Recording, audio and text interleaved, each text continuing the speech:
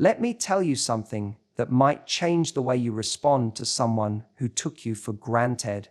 You don't need to fight, beg, explain, or even prove your worth. In fact, the most powerful move you can make is to do nothing at all. Because when someone hurts you and expects you to come crawling back, the last thing they expect is silence. They expect tears. They expect attention. They expect a reaction. Because that feeds their ego. But when you walk away, calm, collected, and uninterested, that's when regret begins to whisper in their ear. Today, I'm going to show you how ignoring his ego isn't about revenging, it's about self-respect. And when you reclaim that, you don't destroy him. His own regret does.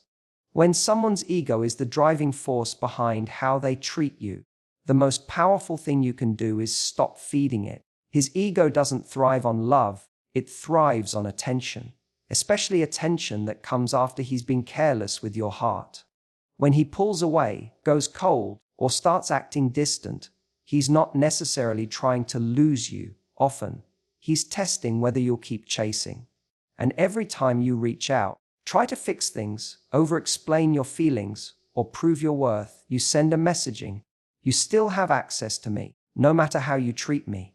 That access, that reaction, is what keeps his ego alive. He might not even consciously realize it, but on a deeper level, he's getting something from eating validation that you're still emotionally invested. We've all been taught to communicate, to explain, to be the bigger person. But in some cases, continuing to engage becomes a form of self-abandonment. You're not communicating to connect anymore. You're trying to get a version of someone that maybe never even existed. And the more you keep showing up for someone who keeps letting you down, the more they start to believe they can treat you however they want, and you'll always stay. It becomes a pattern of imbalance. He gets to maintain control and feel desired without having to rise to the level of actually deserving you. That's why starving the ego isn't about playing games. It's about self-protection. It's the moment you say, "I've seen enough. I don't need another red flag to confirm what I already know." And instead of reacting emotionally, you pull your energy away. You stop explaining. You stop sending long texts about how hurt you are.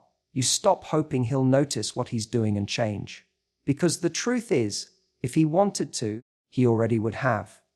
The moment you stop giving your emotional energy to someone who only takes and never gives, something powerful happens. So the dynamic shifts. He may not feel it right away, but slowly that silence gets louder. He starts to wonder where you went, why you're not checking up on him, why your name isn't popping up on his phone. That's when his ego starts to panic. Not because he suddenly realized your worth, but because the control he thought he had is slipping. And that's the part most people don't realize.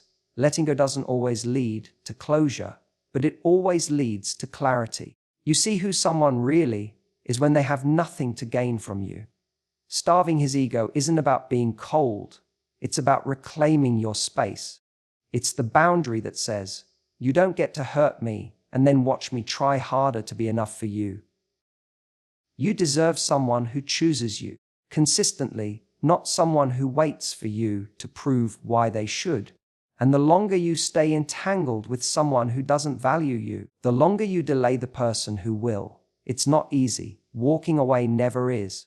But giving someone unlimited chances doesn't make you loyal. It makes you available for more hurt. So, when you stop feeding his ego, don't expect applause. Expect discomfort. Expect second thoughts. But also expect to feel yourself worth growing in that quiet space where you no longer have to shrink yourself for someone else's comfort. That's where your power begins, and where his regret, if it ever comes, will have to live.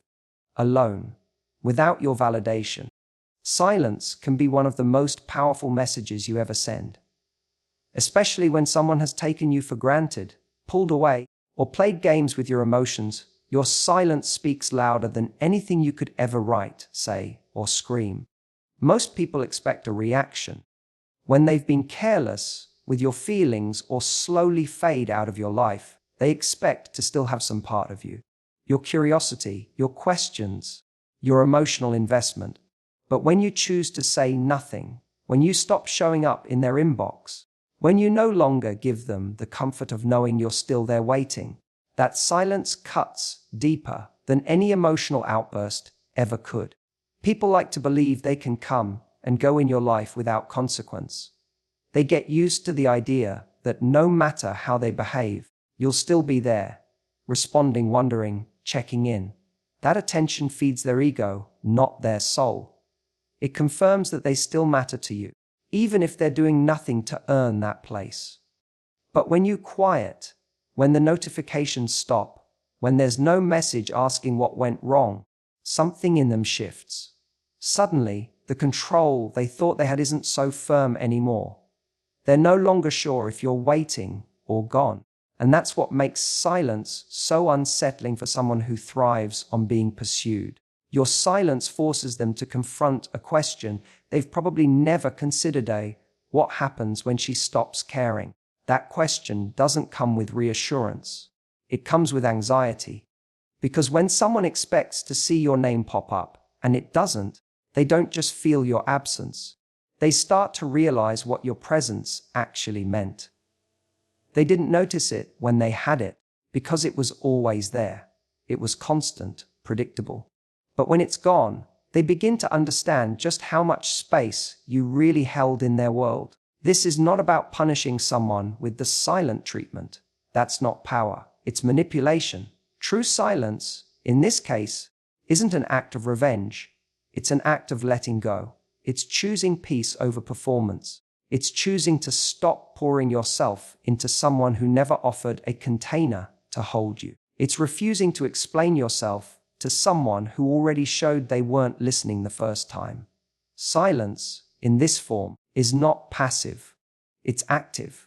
It's the deliberate decision to remove your energy from where it was never truly appreciated. And here's the true thing: not everyone deserves an explanation. Not everyone gets to hear your pain.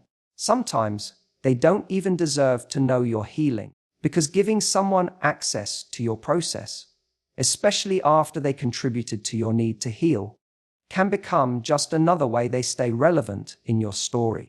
When you go quiet, when you choose not to engage, you're not being cold. You're protecting your energy, your dignity, and your emotional clarity. Silence is often misunderstood because we're conditioned to believe that closure comes through conversation. But closure is something you create within yourself, not something you get from someone else's words. And sometimes, the best closure is realizing you don't need to speak another word. Your absence, your lack of reaction, your stillness, it's a mirror. It reflects back to them the emptiness of their actions. It forces them to deal with the consequences without your emotional labor cushioning the blow. So if you're wondering whether to send that last message, to pour out your heart one more time, ask yourself this: what would it look like to say nothing at all? Not because you're bitter, but because you finally understand your worth. Not because you want to hurt them, but because you're done hurting yourself for their comfort. That silence isn't weakness. It's strength. It's grace. It's healing. And for the one who took your voice for granted, your silence might be the loudest thing they ever hear. There's a trap many people fall into when they're dealing with someone emotionally unavailable or inconsistent. They try to teach them how to value them. They over-explain, overcompensate, try to model what love and respect look like, hoping that if they just show up enough, care enough, or stay long enough, the other person will finally get it. But that's not how real change happens. You can't coach someone into appreciating you. You can't guide someone into loving you properly. The truth is, the more you try to teach someone how to treat you, the more you end up betraying yourself in the process. What often starts with good intentions, trying to be understanding, being patient, giving second chances, slowly turns into a cycle of proving your worth to someone who's not even showing up. You end up investing emotional energy into convincing them why you're valuable, instead of simply being with someone who already sees it. And the longer you stay in that cycle, the more exhausted you become, because it starts to feel like a performance you can never get right. You keep thinking, maybe if I communicate better,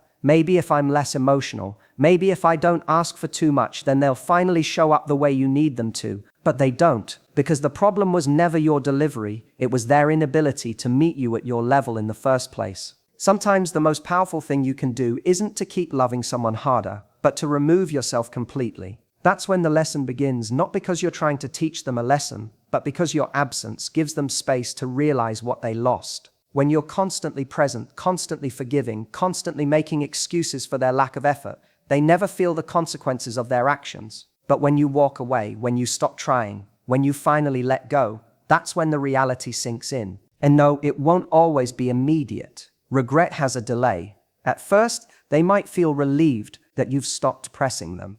They might even convince themselves they're better off without the pressure of your expectations. But over time, something shifts. They start to feel the difference between someone who genuinely cared and the shallow connections that might come after you. They begin to realize that what they let go of wasn't just attention, it was love, consistency, depth. That's when regret shows up. And that regret has nothing to do with you punishing them. It's just the natural result of someone waking up to what they lost after it's already gone. You are not responsible for teaching someone how to love you. That's not your job. You show up as your authentic self. You communicate your needs, and if they can't meet you there, you walk away, not because you're trying to make a point, but because you know your worth. Staying in the hope that they'll eventually change doesn't make you loyal, it makes you emotionally available to someone who isn't. And that dynamic will always leave you drained. People don't change because you explain your pain perfectly. They change when they experience the void that your presence used to fill. And if that realization never comes, that's not your failure, it's theirs. Because the right person won't need to lose you to recognize your value. They'll see it while they still have the chance to hold on to it. And that's the kind of love you should wait for. The kind that doesn't need a lesson to appreciate you. The kind that chooses you the first time. Regret doesn't happen when you're still chasing someone. It doesn't take root when you're checking in, sending long texts, or trying to remind them of the connection you shared. Regret only starts to build when they realize they've lost something valuable, and that realization never comes while you're still available. The moment you stop reaching out, stop reacting, stop holding space for someone who took you for granted, a shift begins. They don't regret the silence at first. They enjoy the space. But over time, they begin to notice what's missing. And it's not just you, it's how they felt when they had your attention. People often confuse your presence with permanence. They assume you'll always be there, waiting, forgiving, hoping they'll finally meet you at your level. And as long as you're around, commenting, liking, texting, just checking in, they get to avoid the discomfort of loss. They don't have to confront the reality that they've pushed away someone who genuinely cared. But when all of that stops, they no longer get the emotional validation you were providing. The ego doesn't get fed, the comfort disappears, and they're left to sit with a question they didn't expect to ask.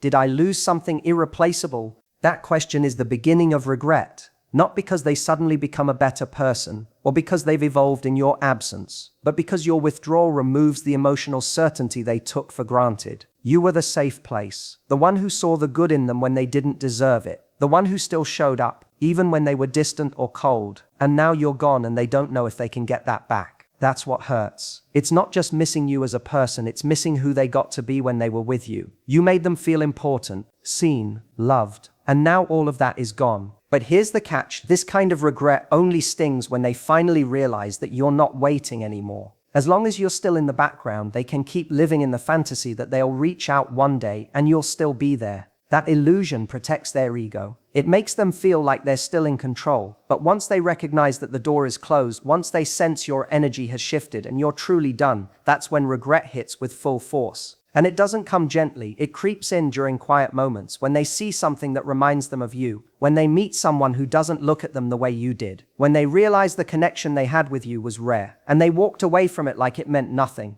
You don't have to punish them for that. Life will do that on its own. Regret is not something you deliver to someone. It's something they walk into themselves when they finally feel the weight of your absence. That's why your job isn't to prove your value to someone who couldn't see it. Your job is to step away with grace and let time do what time always does. Reveal what was real and what was replaceable. And when they realize you weren't just another person, they'll feel it deeply. Not because you tried to make them, but because they finally sat alone in the silence they created. Regret only blooms in empty soil, and you walking away is what clears the space. It's not about revenge, it's about self-respect, and ironically, that self-respect is exactly what makes them realize what they lost. Not when you allowed but when you were gone. When someone is used to you reacting, your decision to disengage becomes a disruption.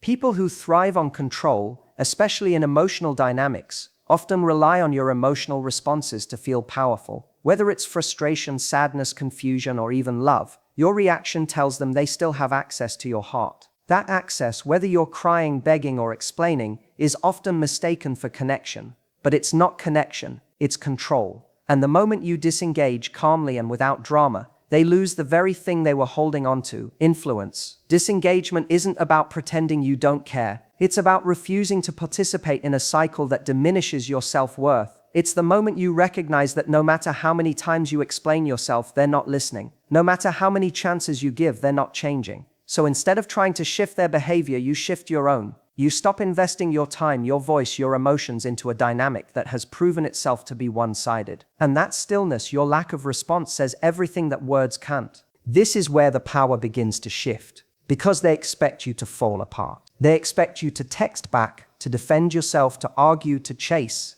When you don't, you create discomfort, not for yourself, but for them. They're left in silence, trying to figure out what just happened. Did they lose their grip? Did you actually walk away this time? That calmness you now embody is unsettling, because it represents something they didn't think you had: emotional independence. Disengagement is not passive, it's one of the most active forms of self-respect. It means you've taken inventory of the emotional cost of staying engaged, and you've decided your peace is worth more than their attention. And it's not about shutting down, it's about redirecting your energy inward. Instead of explaining to them what they did wrong, you quietly take back the parts of yourself you were offering to someone who didn't know how to hold them, to someone who's used to control. Your lack of reaction is confusing, because you're not angry, you're just unavailable. You're not cold, you're just done. You're not punishing them, you're protecting yourself. That distinction is what makes this shift so powerful. You're no longer in the game, and they don't know how to play without you. There's no argument to win, no button to push, no emotional string to pull. You've cut the cord that kept them tethered to your energy, and now they're left sitting in a quiet space they can't control. And here's the deeper truth: disengaging doesn't just protect you, it teaches you. It reveals how much you were holding on, hoping they would change, waiting for a moment that never came. In that space, you begin to see clearly, you begin to heal, you begin to remember what it feels like to choose yourself without guilt. And you realize the power wasn't in the conversation, it was in the silence. It wasn't in proving your worth, it was in walking away from anyone who didn't see it.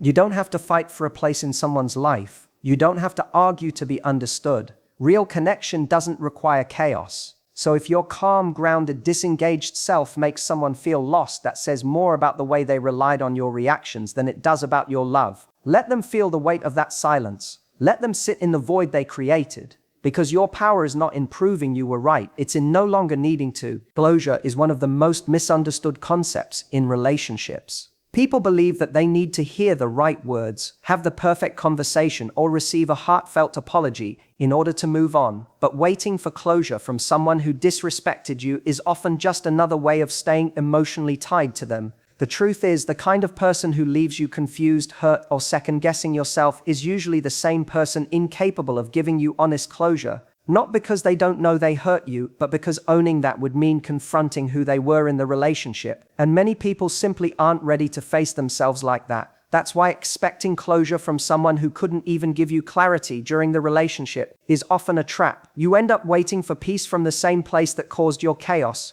You hope they'll suddenly become reflective, emotionally mature, and accountable, even though they weren't any of those things when it actually mattered. And so the cycle continues. They hurt you, you seek understanding, and they give you just enough to keep you hoping, but not enough to actually set you free. This is where your power comes in. When you stop chasing closure and start choosing peace, you reclaim control. Closure isn't something they give you, it's something you create for yourself the moment you stop needing their permission to move on. It's the moment you stop asking, "Why did they treat me like that?" and start saying, "It doesn't matter anymore." Because when you truly value yourself, the answer to why someone mistreated you becomes irrelevant. The focus shifts from them to you, what you deserve, what you learned, and what you're no longer willing to accept. And while you're moving on in silence, they're left behind with the consequences of their actions. They don't get to see your healing. They don't get to witness your glow up. They don't get to be a part of the version of you that finally chose peace over pain. Instead, all they're left with is the memory of someone who loved them deeply and walked away without looking back. And that's where regret begins to grow. Letting someone feel the weight of regret isn't about revenge, it's about reality. You gave them something real, something pure, something consistent, and they mistook it for something that would always be there. But now you're gone, not with drama or bitterness, but with silence and self-respect. And that quiet exit is what echoes the loudest. Because people don't regret losing someone who begged them to stay, they regret losing someone who left with dignity. You didn't slam the door, you didn't burn the bridge. You simply chose yourself. And that choice sends a message louder than any argument or final conversation ever could. It says, you had access to the deepest parts of me and you didn't value it. So now you don't have access at all. Closure is their responsibility, but they rarely deliver it. Regret is their consequence, but you don't have to witness it. Your job isn't to make them see what they lost. It's to make sure you never lose yourself in trying to be seen. The peace you find when you stop explaining, stop defending, and stop hoping is the real closure.